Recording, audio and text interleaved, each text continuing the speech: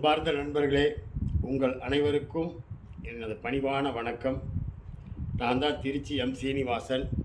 உங்களிடையே மறுபடியும் இன்றைக்கி பேசுகிறேன்.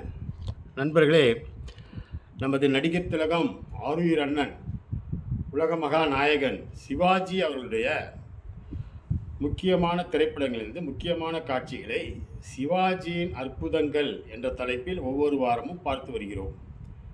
35 வாரம் வெற்றிகரமாக முடிச்சிருக்கோம். கடைசியாக நம்ம பார்த்தது ராஜராஜ சோழன். இன்றைக்கி 36வது படம் பார்க்க போகிறோம். அது என்ன படம்னா, அண்ணன் நான் ஏற்கனவே உங்கள்கிட்ட சொல்லிட்டேன், பல வித்தியாசமான கதாபாத்திரங்களை வெளுத்து வாங்கினவர். அந்த ஒரு நடிகர் மட்டும்தான் அந்த மாதிரி வித்தியாசமாக நடித்தவர் இந்த உலகத்திலேயே. அவரோட பீரியடில் நடித்த நடிகர்களும் சரி, வெளிநாட்டு நடிகர்களும் சரி, அதர் ஸ்டேட்ஸ், சிவாஜிக்கு ஒரு இணையாக ஒரு நடிகரை நம்ம எந்த காலத்துலேயும் சொல்லவே முடியாது. சொன்னோம்னா அது வேணும்னு ஏதோ அறியாமையில் சொல்கிறோம், போட்டி பொறாமையில் சொல்கிறோன்னு தான் அர்த்தம். அது எவனாக இருந்தாலும் சரி. இப்போ பார்க்க போகிறது என்ன, 36வது கப்பலோட்டிய தமிழன். நம்ம இது வரைக்கும் பார்த்தது எல்லாமே வித்தியாசமான ரோல். ஏதாவது ஒரு ரோலுக்கு இன்னொரு ரோல் சம்மந்தப்படுதா? வித்தியாசமாக நடித்தவர்னா சிவாஜி மட்டும்தான் இந்த உலகத்திலேயே. இங்கே எம்ஜிஆர்லாம் நினச்சி பாருங்கள், கப்பலோட்டிய தமிழன் சிவாஜியோட ரோலெல்லாம் எம்ஜிஆரை நடிக்க வச்சுருந்தா வ.உ. சிதம்பரமா ஒரு கடுகளவாவது ஒத்து வருமா? ஒத்து வராது. எம்ஜிஆர்னால் அந்த பாணி. நான் என்ன சொல்கிறேன், ஒரு நடிகர்னால் எல்லா விதமான கதாபாத்திரத்தையும் நடிக்க திறமை இருக்கணும், நடித்து காட்டணும். அதுதான் சினிமா நடிகர். அதை விட்டுட்டு ஏதோ ஒன்று நடிச்சுவிட்டு நான் வசூலில் பண்ணிட்டேன், அவ்வளோ சாதனை பண்ணிட்டேன், அதுக்கு 10 பேர் ஜால்ரா அடிச்சிட்ருக்காங்கன்னா அதெல்லாம் நகைச்சுவைக்கு உரியது. நான் சீரியஸாக தான் பேசுகிறேன். எம்ஜிஆர் நடித்தார், இன்னும் எவ்வளோ நடிகர் நடித்தாங்க. இப்போ உள்ள நடிகர்கள்லாம் இருக்காங்க. இப்போ கமலஹாசன்லேருந்து சொல்கிறேன், எல்லாருமே இருக்கிறாங்க. இங்கிட்டு பார்த்தீங்கன்னாக்கா சவுத் சைடு கேரளாவில் பிரேம் நசீர், சத்யன், அங்கிட்டு என்.டி. ராமராவ், நாகேஸ்வர் ராவ், கர்நாடகத்தில் ராஜ்குமார், இங்கிட்டு டெல்லியில் எடுத்துக்கிட்டிங்கனாக்கா ராஜ் கபூர், சஞ்சீவ்குமார், உத்தம்குமார் பெங்காலி நடிகர், நானா படேகர், ராஜேந்திரகுமார், ராஜேஷ் கண்ணா, அமிதாப் பச்சன், தேவானந்த், அசோக் குமார், திலீப் குமார், இவங்கெல்லாம் கூட கொஞ்சம் நடித்தாங்களே வழி அண்ணன் மாதிரி எல்லா விதமான கேரக்டரும் நடிக்கலை. அதே மாதிரி உலக அளவில் ஹாலிவுட் ஆக்டர்ஸில் பார்த்திங்கன்னா, நான் ஏற்கனவே சொன்ன மாதிரி மார்லன் பிராண்டோ அப்புறம் Humphrey Bogart, Cary Grant, James Stewart, Fred Austin, Henry Fonda, Clark Gable, James Cagney, Fred Astaire, இவங்கெல்லாம் ஹாலிவுட்டில் அந்த காலத்தில் பெரிய நடிகர்கள். இவங்கெல்லாம் பார்த்திங்கனாக்கா நல்லா நடித்தாங்கன்னு பேர் வாங்கினாங்களே ஒழிய அண்ணன் சிவாஜி அளவுக்கு வித்தியாசமான கேரக்டர்ஸ்லாம் நடித்து புகழடையலை. அண்ணன் சத்தியமாக சொல்கிறேன், ரொம்ப கம்பல் பண்ணி யாராவது ஹாலிவுட்டில் அவரை இழுத்துருந்தாங்கன்னா, இங்கே பிறந்திருந்தாலும் ஹாலிவுட்டில் இழுத்துருந்தாங்கன்னா, போயிருந்தாருன்னா அவர் தான் இன்றைக்கி உலக அளவில் பேசக்கூடிய ஒரே நடிகராக இருப்பார். ஏன்னா அவரோட நடிப்பு திறமை அவ்வளோ பெரிய திறமை. அவர் என்ன பண்ணிட்டார், தமிழில் தான் நான் நடிப்பேன், தமிழுக்காக தான் நான் என்னோடய வாழ்க்கையை ஓட்டிக்குவேன்னு சொல்லி ஹிந்திக்கு கூட போக மாட்டேன்ட்டார். அதனால் என்றைக்குமே அழியாத புகழ் பெற்றவர் அண்ணன் சிவாஜி தான். அதில் எந்த எல்லளவும் மாற்றம் இல்லை. இவங்கெல்லாம் ரொம்ப நல்லா நடித்தாங்க அப்படின்னு சொல்லுவாங்க. சுனில் தத்து இவங்கெல்லாம் நல்லா நடித்தாங்க அந்த காலத்துலன்னு சொல்லுவாங்க. பட் ஆனால் சிவாஜி மாதிரி கதாபாத்திரங்கள் எடுத்து வித்தியாசமாக நடிச்சிருக்காங்களான்னு தயவு செஞ்சு எனக்கு நிரூபித்து காட்டுங்க. இதை இல்லாமல் வெளிநாட்டில் உலக அளவில் கொடிகட்டி பறந்தார் யார், மார்லன் பிராண்டோ. அண்ணன் சிவாஜிக்கு வீரபாண்டிய கட்டபொம்மன் அவார்டு கொடுத்தப்போ அவரோட நடிப்பை பார்த்துட்டு அசந்து போய் அவர் வீட்டில் வச்சு விருந்து கொடுக்குறேன்னு சொல்லி விருந்து கொடுத்தாரு. அசந்து போன ஒரே நடிகர் சிவாஜி. காரணம் கதாபாத்திரங்கள் அவர் எடுத்து நடித்தது தான். வித்தியாசமான கதாபாத்திரம். இந்த கப்பலோட்டிய தமிழனில் பார்த்தீங்கன்னாக்கா சுதந்திர போராட்ட வீரராக வருவார். பிளாக் அண்ட் ஒயிட் படம் வந்தப்போ ஓரளவுக்கு தான் போச்சு. அதன் பிறகு வரி விலக்கு கொடுத்து அந்த படம் நல்லா கலெக்ஷன் ஆச்சு, அது வேறு விஷயம். இந்த கதாபாத்திரம் பார்த்திங்கன்னா வ.உ. சிதம்பரம் பிள்ளையாக வருவார். தூத்துக்குடி பெரிய கோடீஸ்வரன், உப்பளம்லாம் நிறையா அவர்கிட்ட இருக்கும், சொத்து பத்தெல்லாம் இருக்கும். வக்கீல், அவங்க அப்பாவும் பெரிய உலகநாதன்னு பெரிய வக்கீல், லீடிங் லாயராக இருப்பார். அவங்க அப்பா எவ்வளவோ இவன்ட்ட சொல்லுவார், டேய் தம்பி, நீ வந்து லாயருக்கு படிச்சிருக்க, நல்லா ஒரு சம்பாதிக்கிற எண்ணத்தில் போ, சும்மா தேவையில்லாதெல்லாம் பண்ணிக்கிட்டு நீ வந்து உன் வாழ்க்கையை கெடுத்துக்காதேன்னு சொல்லும்போது அதுக்கெல்லாம் அவர் வந்து செவி சாய்க்காமல் நாட்டோட சுதந்திரம் தான் முக்கியம்னு சொல்லிட்டு அவர் படித்த படிப்பு, அவர் சொத்தெல்லாம் விற்று என்ன எல்லாத்தையும் விட்டுட்டு கடைசியில் 40 வருஷம் சிறை தண்டனை வாங்கிக்கிட்டு ஜெயிலுக்கு போயிட்டு செக்கு இழுப்பார், கல் உடைப்பார், எல்லாம் செய்வார். அதன் பிறகு அவர் நன்னடத்தைக்காரமாக கொஞ்சம் சீக்கிரமே வெளியில் வருவார்னு வச்சுங்க. அதுக்கப்புறம் மக்களும் அவரை மறந்துடுவாங்க. அவர் பாட்டுக்கு இருந்துட்டு கடைசி வரைக்கும் சுதந்திரத்தை பார்க்காமையே இறக்குற மாதிரி. அவர் கூட பாரதியார் இவங்கெல்லாம் நட்புல வர்ற மாதிரி வரும், பாலகங்காதர திலகர் இவங்கெல்லாம். இப்படிலாம் வந்துட்டு ஒரு நாட்டுக்காக கஷ்டப்பட்டு, அதாவது வெள்ளைக்காரன்ட்டேருந்து நம்ம இந்தியாவை மீட்கணும்னு கஷ்டப்பட்டு செக்கிழுத்து கல் உடைச்சி ஜெயிலில் இருக்கணும்னு அவருக்கெல்லாம் அவசியமே இல்லை. அவர் பாட்டுக்கு அவர் வேலையை பார்த்துட்டு இருந்தாருன்னா அவர் பாட்டுக்கு 10ஓட 11 ஒரு நல்ல மனிதராக வாழ்ந்துட்டு சம்பாரிச்சிட்டு காசெல்லாம் வச்சு அனுபவிச்சுட்டு போயிருக்கலாம். ஆனால் மக்களுக்காக சுதந்திரம் வாங்கணுன்றதுக்காக தன்னோட வாழ்க்கையை தியாகம் பண்ணி எல்லாத்தையும் சொத்து கித்தெல்லாம் இழந்து கடைசியில் சிறை வாழ்க்கையில் போய் கஷ்டப்பட்டு செக்கிழுத்து இவ்வளோ கஷ்டப்படணுன்றதெல்லாம் அவருக்கு தலையெழுத்தே கிடையாது. அப்படிலாம் கஷ்டப்பட்டு சுதந்திரம் வாங்கி கொடுத்தாங்க அந்த காலத்தில் நம்ம தலைவர்கள். ஆனால் இன்றைக்கி ஒரு பக்கம் நம்ம சுதந்திரம் வாங்கி இன்றைக்கி எவ்வளோ துமுறாக பேசுகிறோம், பேச்சு உரிமையிலேருந்து எழுத்து உரிமையிலேருந்து எல்லா உரிமையும் இருக்குது. அவ்வளவும் வச்சுக்கிட்டு எவ்வளோ ஆட்டம் போடுறோம். குறிப்பாக அரசியல் கட்சி எடுத்துங்க, இந்த சுதந்திரம் வாங்கும்போது நமக்கு பெருமையாக தான் இருந்துச்சு, இன்னொருத்தட்ட அடிமையாக இல்லாமல் இருக்கோமேனு ஒரு பெருமிதமாக தான் இருக்கிறோம். ஆனால் இந்த சுதந்திரம் வாங்கினதுனால இன்றைக்கி அதை காப்பாற்ற தெரியாமல் நம்ம நாட்டையே சுரண்டி திங்கிறானுங்களே அரசியல்வாதிகள். அதெல்லாம் நினச்சாக்கா ரொம்ப வயிறு எரிதா இல்லையா?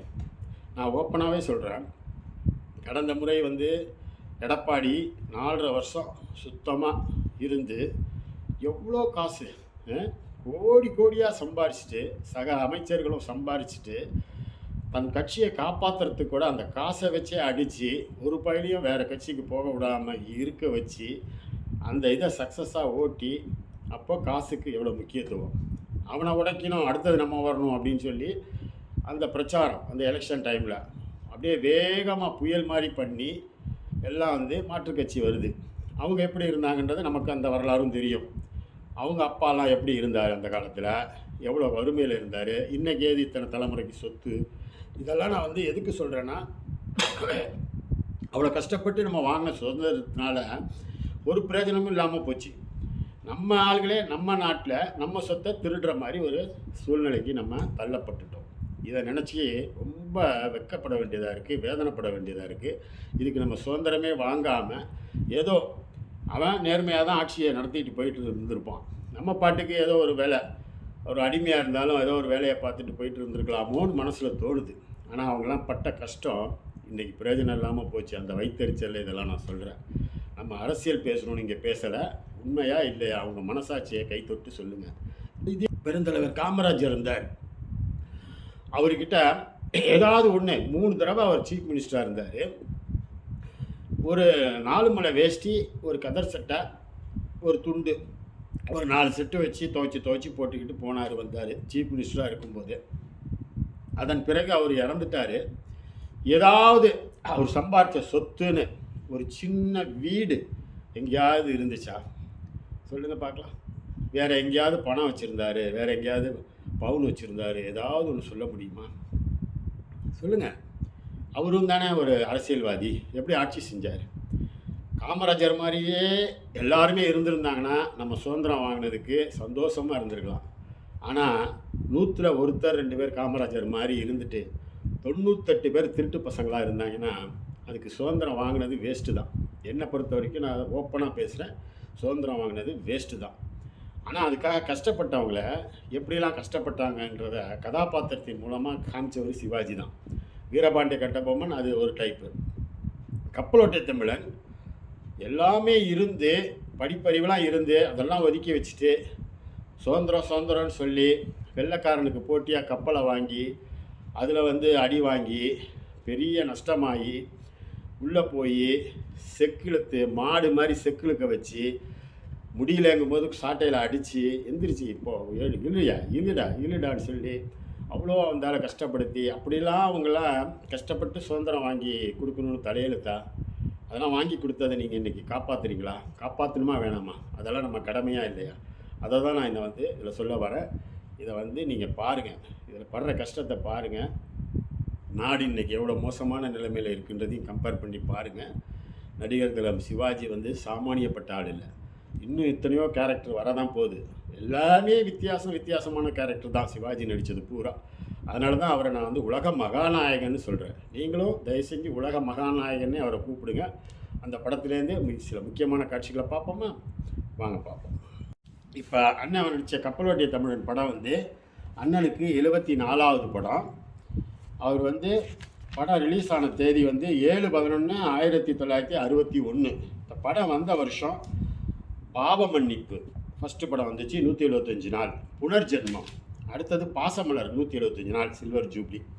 எல்லாம் உனக்காக, அப்புறம் ஸ்ரீவள்ளி 100 நாள், மருதநாட்டு வீரன் 100 நாள், பாலும் பழமும் 100 நாள், கப்பலோட்டிய தமிழர். மொத்தம் 8 படம் அந்த வருஷம். 8 படத்துலேயும் வித்தியாசமான ரோல் அண்ணன் ஜொலிச்சது. அதனால் அவருக்கு நிகர் அவர் மட்டுமே. அவரோட ரெக்கார்டை மறுபடியும் அவனாவது தொடரணும்னு ஆசைப்பட்டா மறுபடியும் அந்த விசி கணேசனா பிறந்து வந்தால் கூட முடியுமாங்கிறது கேள்விக்குறி. இதுவரை செலவழித்த பணத்தை திருப்பி தர வேண்டும். மாடசாமி, உனக்கு வக்கீல் யாரும் இல்லையா? இதோ நான் இருக்கிறேன். நீதிபதி அவர்களே, அனுமதி வேண்டுகிறேன். மிஸ்டர் சிதம்பரம், நீங்களா? எதிரே நிற்பது தந்தை என்று தெரிந்தும் தர்மத்தை காப்பாற்ற வந்திருக்கிறேன். ஒரு ஏழைக்கு உதவி செய்ய வந்திருக்கிறேன். இதோ என்னுடைய வக்காலத். அனுமதிக்கு நன்றி. இவரான சட்டம் பணம் படைத்தோருக்கு மட்டுமல்ல, சமுதாயத்திலே மிக தாழ்ந்த நிலையில் இருப்போருக்கும் பாதுகாப்பு அளிக்க வேண்டும். நீதி கிடைக்கும் என்ற நம்பிக்கையை படித்தவர்கள் தான் பாமரர்களுக்கு உண்டாக்க வேண்டும். வெள்ளைக்கார முதலாளியின் ஏஜென்டான இந்த செல்லையாவுக்கு ஏழை மாடசாமியின் நிலத்தை அடைய வேண்டும் என்று நீண்ட நாட்களாக ஆசை. தனக்கிருக்கும் செல்வாக்கை அதிகமாகவே உபயோகப்படுத்தி மாடசாமியின் நிலத்தை ஆக்கிரமித்துக் கொண்டிருக்கிறார். இவரான ஐ அப்ஜெக்ட். மன்னிக்க வேண்டும், ஆக்கிரமித்ததை என்னால் நிரூபிக்க முடியும். உண்மையா? இப்ப எங்களை என்னையா செய்ய சொல்றீங்க? ஏழையா அழுகை பெண் பிள்ளை போல் அமைதியாக. நாமும் நமக்கென்று ஒரு கப்பல் ஓட்ட வேண்டியது. சொல்லுவீங்க? வெள்ளக்காரங்களுக்கு விரோதமா நாம கப்பல் ஓட்டுறதாவது? அது எப்படிங்க முடியும்? ஏழைக்க முடியாது. ஏன் முடியாது? 1000 மைலுக்கு கப்பால் இருந்து இங்கு பிழைக்க வந்தவன் கப்பல் ஓட்டுகிறான். கப்பல் ஓட்டு பாப்பாயிலே வந்த உங்களால் ஏன் முடியாது? அவனுக்கு படித்தவியா? முயற்சியின்மை, துணிவின்மை, ஒற்றுமையின்மை, இந்த தற்கொலை மனப்பான்மை விட்டுவிட்டு கட்டுப்பாட்டோடு காரியத்தை கவனிங்கள். கப்பல் ஓட்டுவதையா கப்பல் வெள்ளையருகே இந்த நாட்டை விட்டு ஓட்டி விடலாம். இப்பதான் எங்களுக்கு புரியுது. ஆமாங்க ஐயா. ஒன்று மட்டும் உறுதி, எப்பாடுபட்டேன் தூத்துக்குடி துறைமுகத்தில் நமது சுதேசி கப்பல் பவனி வந்தே தீரும். அதத்தான் நமது உப்பரத்திற்கு ஏற்பாடு செய்யும். தேவையான பணம் திரட்ட நான் புறப்படுகிறேன்.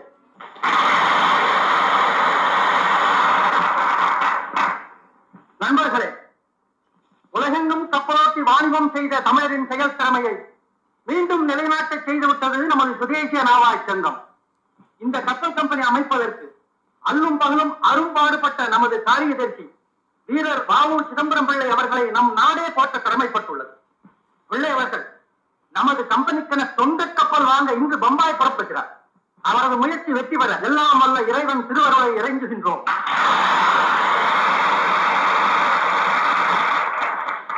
நண்பர்களே, உங்களுடைய நல்லாசிக்கு அது நன்றி. சுதேசிகளுக்கு கப்பல் தரக்கூடாது என்று சூழ்ச்சி பல நடப்பதாக அறிகிறேன். புறப்படுகிறேன் இப்போதே. திருப்பி வரும்போது கப்பலோடு தான் வருவேன். வெற்றி பெறாவிட்டால் வீடு திரும்பேன். இது சத்தியம். வாழ்க சுதேசியம். வாழ்க ராமோஜி. வாழ்க சிதம்பரமில்லை. வெற்றி கிடைத்தது மாமன். தங்கள் இந்தியா பத்திரிகையின் ஒத்துழைப்பால் ஏற்கனவே ஏராளமான பங்குகள் சேர்ந்து விட்டன. எல்லாம் அன்னையின் அருட்பிள்ளைவார். அகில பாரதமும் தங்கள் முயற்சியை வாழ்த்துகிறது. அடிமை நாட்டில் சுதந்திர கப்பலோட்டும் வீர தமிழ் தலைவர் தாங்கள் ஒருவர். தங்களை என்றும் இந்த நாடு தரவார். சுதந்திர இயக்கத்தின் முதற்படிதான் கப்பலோட்டும் தொழில். இதன் வெற்றி நமது விடுதலை இயக்கத்தின் வெற்றி, இந்நாட்டு மக்களின் வெற்றி. அதோ வெற்றி மணிவாசி வாழி பிறக்கிறது. அன்னை பராசக்தியின் திருவருள் நமக்கு நிச்சயம் உண்டு பிள்ளைவாள். வறுமையார் அயர்வாள். இவாள் யார் தெரியுமோ? தூத்துக்குடி தேசபக்த சிதம்பர பிள்ளைவாள். இவர்தான் அந்த மகன் கவிஞராள். தங்களை பற்றி அடிக்கடி சொல்லிட்டே இருப்பார். நீங்க அமோகமா அமஸ்கரமா தீர்க்காயுஷா. மிஸ்டர் பிள்ளை 10 லட்சம் அட்வான்ஸ் பண்ணி இருக்கீங்க. பாக்கி பணம் 20 லட்சத்திற்கு செக் கொண்டு வந்திருக்கிறேன். இன்னும் 3 மாத தவறையில் பாக்கியும் திருப்பி கொடுக்க ஏற்பாடு. இது அக்ரிமெண்ட். இதுல கையெழுத்து போடு. மிஸ்டர் பிள்ளை, நாளைக்கு உங்களுக்கு எல்லாம் எங்க கம்பெனில விருந்து. தயவு செய்து ஆக்செப்ட் பண்ணுங்க. Thank you very much. Mister Shah, you please come in. Excuse me. Mister Shah, இவர் கவர்மெண்ட்டுக்கு எதிரி, பெரிய புரட்சிக்காரன். அதனால கப்பல் கொடுக்காம எப்படியாவது திருப்பி அனுப்பிடணும்னு இங்கிலீஷ் ஷிப்பிங் லைன்ஸ் கம்பெனிக்காரங்க நம்ம தள்ளி கொடுத்துருக்காங்க. ஓஹோ, அப்படியா? சரி மிஸ்டர் பிள்ளை, ஐ அம் வெரி சாரி. உங்களுக்கு கப்பல் டெலிவரி கொடுக்க கொஞ்சம் காலமா. எவ்வளவு நாளா? அது இப்போது சொல்ல முடியாத நிலைமையில் இருக்க. நீங்கள் கண்டிப்பாக சொல்லித்தான் தீர வேண்டும் mister Shah. What can I to? பிசினஸ்ல இதெல்லாம் சாதாரணம். இது ஒப்பந்தம். இதில் கண்டிருக்கிறபடி இன்னும் 1 வாரத்திற்குள் கப்பலை டெலிவரி கொடுத்தாக வேண்டும். இல்லாவிட்டால் இதனால் ஏற்படும் நஷ்டத்திற்கு உங்கள் கம்பெனி பொறுப்பாக வேண்டும். ஐ சி. நீங்க தர வேண்டிய பாக்கியை இப்பவே ரொக்கமா கேட்குது எங்க கம்பெனி. நீங்க தர முடியுமா? ஓஹோ, முன்பு முடியாது, இப்போது ரொக்க வேண்டும். இது எங்கள் நாணயத்தையே சோதிப்பதா? நமக்கு பணம் தானே வேண்டும்.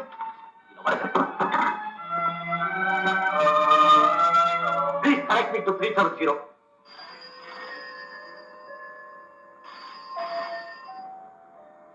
Felix speaking. Sir, I'm Chidambaram here. Vande Mataram. Vande Mataram. Mr. Pillai, have you finished the transaction? No, sir. Just a small trouble here. They demand the entire amount in cash. Entire amount in cash? Oh, let me speak to Mr. Shah. Thank you, sir. Mr. Shah, Tilak Maharaj wants you. What? You mean Lokamanya Tilak? Are Babu? Sir, good morning, sir. I'm Shah King, sir. Mr. Shah, Pillai is my best friend. He is a man of honesty, dignity, and integrity. Yes, sir. Oh, and now I understand. You are afraid of the foreign displeasure. Don't worry, don't worry. I stand guarantee for Mr. Chidambaram. Go ahead. Finish the transaction today. Thank you, sir. Lokmanya आपका दोस्त है. आप बहुत बड़ा आदमी sir. You are a great influencer. Come on, sir. Okay, sir. I will do whatever you want, sir. Sit down, sir. Excuse me, sir. What to do, sir? எல்லாம் இந்த white people செய்யற வேலை சார்.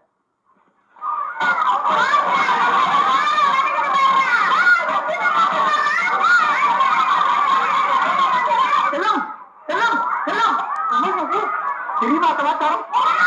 அப்படியே சொத்துக்கலாம். இனிமேல் காய்ல தப்பு வேண்டிய அவசியம் இல்லையா? என்ன ஆகியவர் நமது வந்த கடலிலே வெள்ளைக்காரம் கண்டு நடுநடுங்க. நமது சிதம்பரம் பிள்ளையின் சுதேசி கப்பல் பவனி வரப்போவதையா? எல்லாம் பார்த்தாயா? கடைசியாக நமது சிதம்பரம் பிள்ளை சொல்லி காப்பாற்றி விட்டார். நாளையே வெள்ளோட்டம். நானும் போகிறேன். இதோ பார், நம் பத்திரிகையின் முதல் பக்கத்தில் சுதந்திர தேவியின் பல சுதேசி கப்பலின் திருவுருவம் தான் அலங்கரிக்கிறது. செல்லம், நன்றாக பார். வெள்ளை கடலிலிருந்து ஓடி வரும் கப்பலின் காப்பீரியத்தை பார்.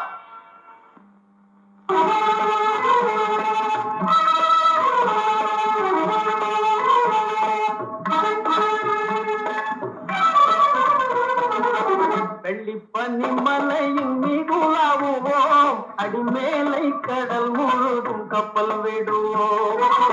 வெள்ளிப்பனி மலையின் மீதுலாவுவோம்.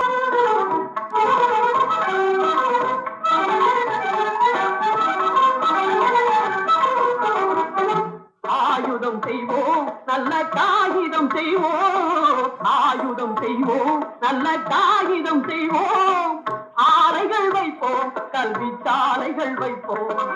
ஆலைகள் வைப்போம், கல்வி சாலைகள் வைப்போம். ஓயுதல் செய்வோம், தலை தாயுதல் செய்வோம். ஓயுதல் செய்வோம், தலை தாயுதல் செய்வோம். உண்மைகள் சொல்வோம், பல வன்மைகள் செய்வோம். உண்மைகள் சொல்வோம், பல வன்மை பணிகள் செய்வோம்.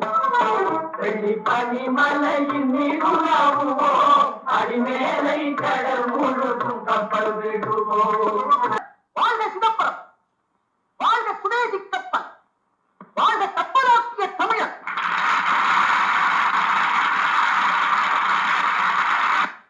நண்பர்களே, இது வெறும் வியாபார கப்பல் அல்ல, நமது நாட்டின் மானத்தை காக்கும் சிங்கார திருக்கோள். பரந்த கடலிலே ஒரு திவரையை மட்டும் பார்த்து குழந்தை சந்தோஷப்படுவதைப் போல நாம் இந்த ஒரு கப்பலை மட்டும் பார்த்து ஆனந்தப்பட்டு விடக்கூடாது.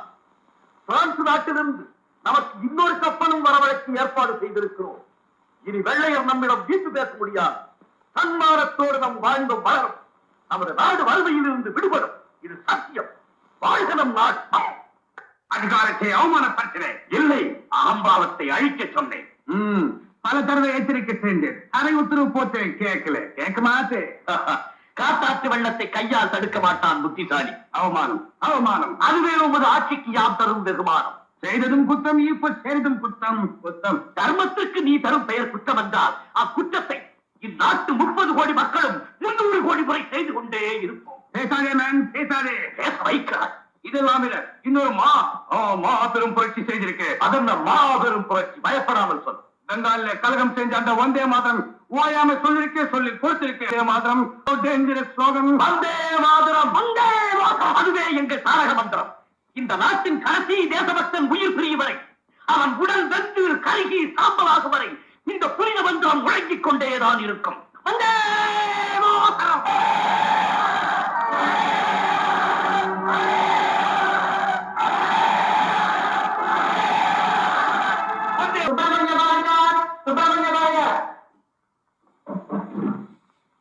சர்வ வல்லமையுள்ள தெய்வத்தின் சாட்சியாக நான் சொல்வதெல்லாம் உண்மை. சர்வ வல்லமையுள்ள தெய்வத்தின் சாட்சியாக நான் சொல்வதெல்லாம் உண்மை. உங்கள் பெயர் தமிழ் கவிஞன் சுப்பிரமணிய பாரதி. உமது தொழில் தொழில். நமக்கு தொழில் கவிதை, நாட்டுக் குழைத்தல், இமைப்பொழுதும் சோறாது இருத்தல். நீர்தான் இந்தியா பத்திரிகையின் ஆசிரியரோ? ஆமா. சிதம்பரம் பிள்ளை, சிவா, இவர்களை உமக்கு தெரியுமா? சூரியனையும் சந்திரனையும் தெரியுமா என்று கேட்கிறீரே. சிவம் சிதம்பரம் இருவரும் என் இரு கண்பிடிகள். ஓட்டப்பிடாரம் வி.ஓ. சிதம்பரம் பிள்ளை அவர்கள் ராஜநிந்தனை குற்றம் செய்திருப்பதால் கோர்ட் கருதுவதால் Indian penal code 124A section படி 20 வருஷ தீவாந்திர தண்டனை விதிக்கிறேன். சுப்பிரமணிய சிவத்துக்கு ஆதரவு கொடுத்து அவரை தூண்டிய குற்றத்திற்கு Indian penal code 153A section படி அவருக்கு 20 வருஷ தீவாந்திர தண்டனை விதித்து தீர்ப்பளிக்கிறேன். 40 வருஷ தண்டனையையும் உத்தரவிடுகிறேன்.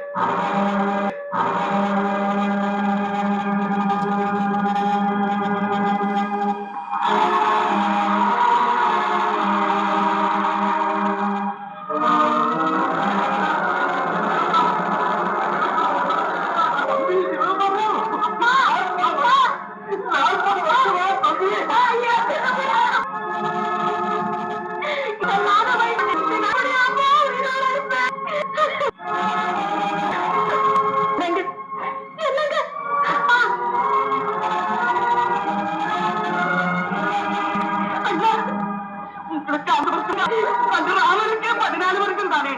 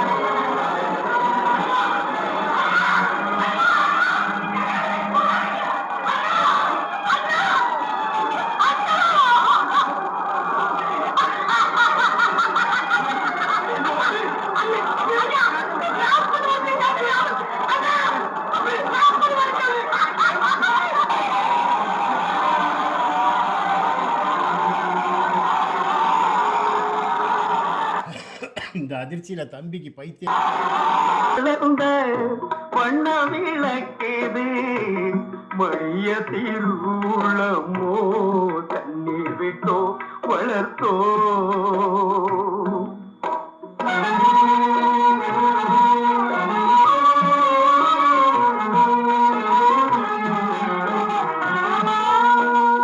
ஓராயிரம் வருடம் ஓய்ந்து கிடந்த பின்னர் வாராது போல வந்த மாமணியை தோற்போமோ மக்களையும் பல்கமையார் பிரிந்து காதல் இளைஞர் கருத்தழிதல் காணா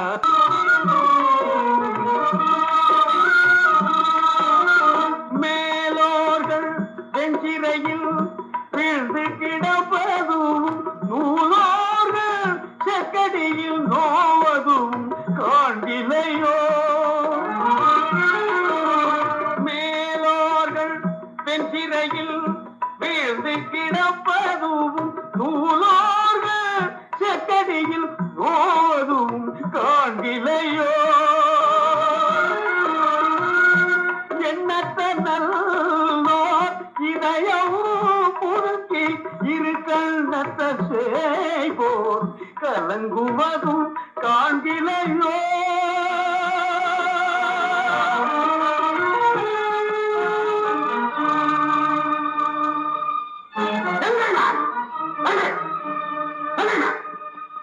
மாடு மாதிரி செட்டு சொன்னா மனுஷன் மாதிரி இறப்பட்டுக்கிறார்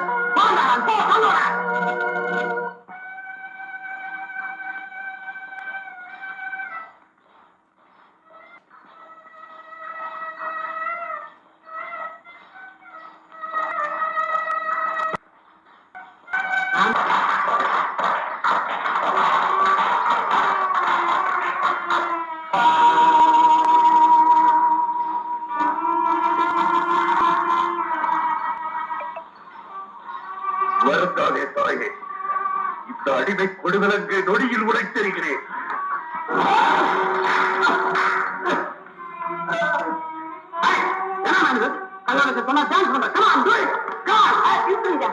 அவன் யாரும் நினைச்சுட்டு இப்படி பேசுறீங்க? எங்க தெரியும் ஐயா. பிள்ளைவாள், சிதம்பரம் பிள்ளைவாள்,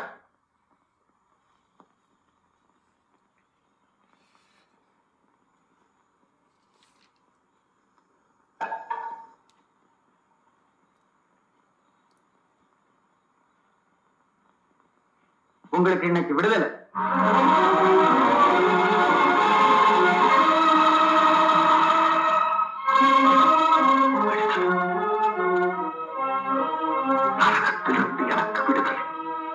என்னையா அது?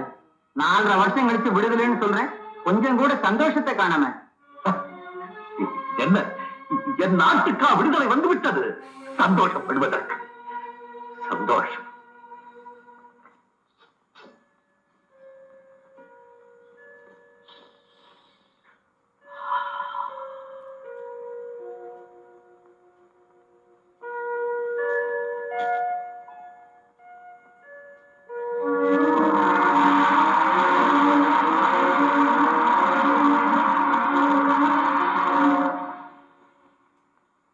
வாங்க பிள்ளைகள், வாங்க வாங்க.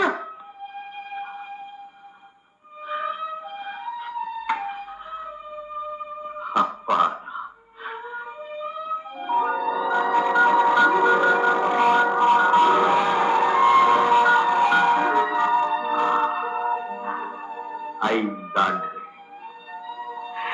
ஐந்து ஆண்டுகள் கொண்டு பறவையாக இருந்தேன். சுதந்திரத்தின் பெருமை மனிதர்களை விட பறவைகளுக்குத்தான் அதிகமாக தெரியும் பிள்ளைவான். வீட்டில் எல்லோரும் சௌக்கியமா இருக்காங்களா? எல்லாரும் சௌக்கியமா இருக்காங்க. நான் தான் வர வேண்டாம்னு வீட்டுல இருக்க சொன்னேன். வண்டி உண்டாந்துருக்கேன், வாங்க போகலாம். இந்த நன்றி கிட்ட ஜனங்களுக்காக உயிரே விடுறேன்னு நீங்க சொல்லுவீங்க. யாராவது உங்களை வரவேற்க வந்திருக்காங்களா? பிள்ளைவான், என்னை எல்லோரும் வரவேற்க வேண்டும் என்பதற்காகவோ மாலை போட வேண்டும் என்பதற்காகவோ நான் சிறைக்கு வரவில்லை. பிறந்த மண்ணின் விடுதலைக்காக ஒவ்வொரு மனிதனும் செய்ய வேண்டிய கடமையைத்தான் நான் செய்தேன். இருந்தாலும் யாராவது ஒரு நாள் வந்திருக்காங்களா? ஒருத்தர் என்னையா ஒருத்தர் எங்கள் வீர தலைவரை வரவேற்க தமிழ்நாடே இங்கு வந்திருக்கிறது ஐயா. அவசரமாக மோசமாக உணவு எனக்கு வந்துட்டாங்க. பாப்பா கோபிச்சாயி ஐயா, உயிரை தேடி வந்திருக்கிறது. தாங்கள் உங்களுக்கு கூட என்னை தெரியவில்லையா பிள்ளைவான்? எனக்கு மிகவும் பழக்கப்பட்ட குரல் போல் இருக்கிறது. யார் நீங்கள்? கட்டிழந்து களை இழந்து காய்ந்து சரியாக நிற்கும் நான் தான் உங்கள் சிவம்.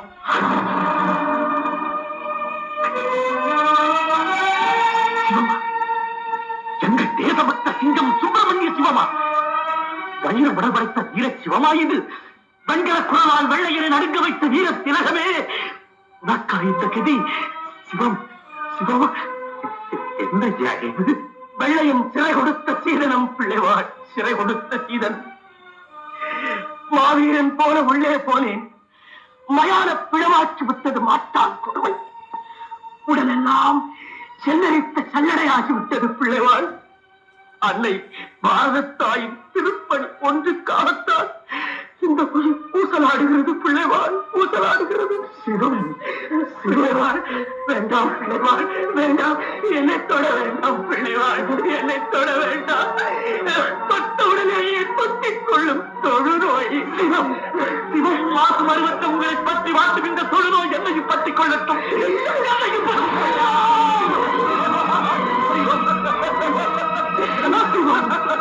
கடைசி வரைக்கும் உங்க நினைவாகவே இருந்தாராம்.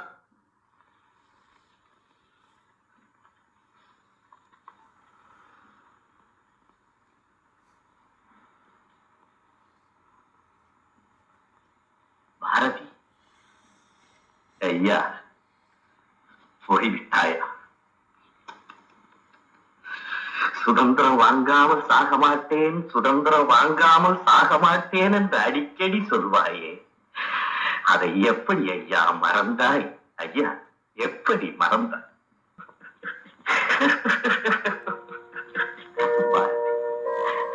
ஐயா பாரதி, இந்தியாவின் சுதந்திரத்தை பார்க்காமல் என் உயிர் பிரிய போகிறதே, அதற்காகத்தான் வருந்துகிறேன். இல்லைங்கய்யா, இல்லைங்கய்யா, நீங்க சாக மாட்டீங்க. சுதந்திரம் கிடைக்கிற வரைக்கும் நீங்க இருப்பீங்கய்யா, நீங்க இருப்பீங்கய்யா. சுந்தரதானம் சுட்டெரிக்கிறது, தண்ணீரால் சரியாது. எங்கே அந்த பாட்டு? மகாகவியின் பாட்டு, அந்த அமரக்கவி பாரதியின் பாட்டு. அதை பாடு, அப்போதுதான் என் தான் அறியும். நான் தாகமாக இருக்கிறேன். பாடு. என்று தனியும் இந்த சுதந்திர தாகம், என்று தனியும் இந்த சுதந்திர தாகம், என்று மடியும் உங்கள் அடிமையின் மோகம், என்று மடியும் எங்கள் அடிமையின் மோகம், என்று தனியும் இந்த சுதந்திர தாகம். பிஆர் பந்துலோட படம். வீரபாண்டிய கட்டபொம்மனும் பிஆர் பந்துலோட படம் தான். ஒரு சுதந்திர போராட்ட இது கட்டபொம்மனுக்கும் கப்பலொட்டிய தமிழனுக்கும் பிஆர் பந்துலு. ஒரு பிராண படங்கள்னா ஏபி நாகராஜன். ஒரு பாவரிசையில் குடும்ப படங்கள்னா இவர் பீம்சிங்கு. ஒரு இது மாதிரி ஒரு புரட்சிகரமான படம், ஒரு வித்தியாசமான கதைனாக்கா ஸ்ரீதர். ஒரு அழுகையான படம்னா ஏசி திருலோகச்சந்தர். ஒரு மசாலா படம், சிஐடி படம், இந்த மாதிரி பொழுதுபோக்கு படம்னாக்கா சிவி ராஜேந்திரன். கேஎஸ் கோபாலகிருஷ்ணன் அவர் ஒரு டைப்பு. அவர் வந்து இந்த குலமா குணமா, கை கொடுத்த தெய்வம், இந்த மாதிரி அப்படியே அப்படியே டச் பண்ணுவார் ஹார்ட்டை. எம்ஜிஆருக்கெலாம் பார்த்தீங்கன்னா அந்த டைரக்டர்னா அந்த தேவர் ஒருத்தர் தான் அவரை வச்சு படம் எடுத்துக்கிட்டே இருப்பான். ஏதாவது சிங்கம், புலி, யானை, ஆடு, மாடு வச்சுக்கிட்டு அதையே ஓட்டிக்கிட்டு அதில் எம்ஜிஆரை போட்டுக்கிட்டு நல்ல நேரம் இந்த மாதிரி இப்படி தான் லாய்க்கு. அதுக்கு தான் லாய்க்கு. இந்த உலகத்தில் பிறந்த எந்த மனிதனுக்குமே மரணம் உண்டு, சிவாஜியை தவிர. இவருக்கு மட்டும் மரணமே கிடையாது. இந்த உலகம் அழிகிற வரைக்கும் கிடையாது. இன்றைக்கி எங்கள் தலைமுறை, எங்களுக்கு அப்புறம் 2 தலைமுறையெல்லாம் இன்றைக்கி அவருக்கு ரசிகராக இருக்குது. இன்னும் போகிற காலத்தில் பிறக்க போகிற பிள்ளைங்களாம் அவருக்கு ஒரு ரசிகராக தான் எதிர்காலத்தில் வருவாங்க. இவரோட புகழ் பாடிட்டு தான் இருப்பாங்க. தவிர இன்னொரு நல்ல படத்தில் பார்ப்போம். நன்றி, வணக்கம்.